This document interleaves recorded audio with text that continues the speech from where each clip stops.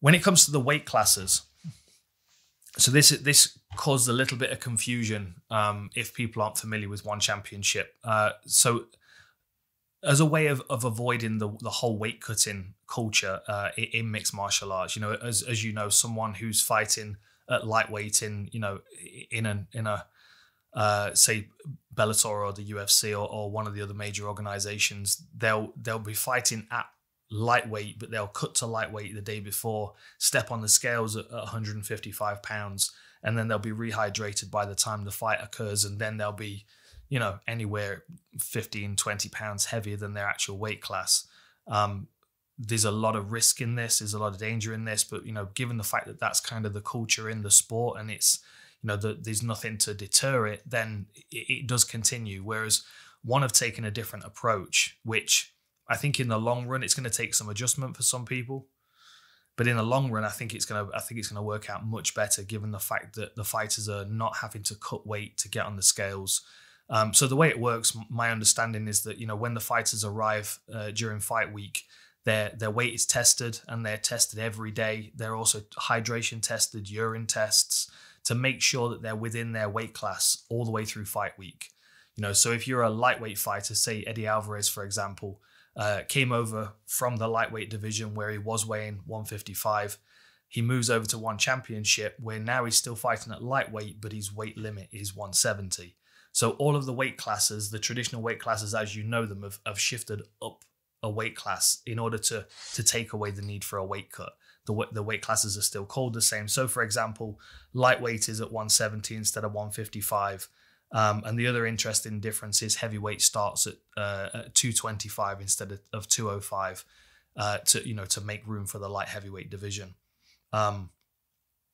The hydration testing all the way through fight week is also continued during the training camps of the fighters. They have an online web portal where they update their weight on a regular.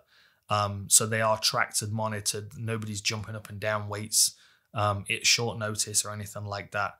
And I think that if this can be implemented just generally around the world, it would change the weight cutting culture. And I think it would benefit not only the fighters' health but their performances as well. I'm hoping we're going to do some more coverage on it on the Full Reptile channel. We'll get some Raptors out to a one championship event, and we'll cover some of that, because and everybody I've spoken to that's fought for one championship, John Wayne Pars just got back home after his recent bout. And he said outright, it's the best organization I've ever fought for. They just looked after him very well. They monitor his health. That is of great importance to the organization. And I think that shows in their weight, in their hydration protocol. I think there are some challenges around it, and I think there are some things that could be made slightly easier. The confusion around the fans, given the fact that the weight classes they're effectively different weight classes, but they're named the same. I kind of feel like one should have stood their ground on their weight classes. And, if you're coming over from another organization as a 155er, but you normally have to cut from 170 to 155, well, now you're a welterweight. I think that would have saved some of the confusion, but the intention to correct that problem in the sport, I think is a big step forward. The other thing as well, while we're on weight, is catch weights are allowed. The difference in a catch weight can be no more than 5% though. So if a fighter's weighing in at 170, their opponent can't weigh in any more than 5% more than their opponent, which would be 178. So you're looking at a good few pounds, but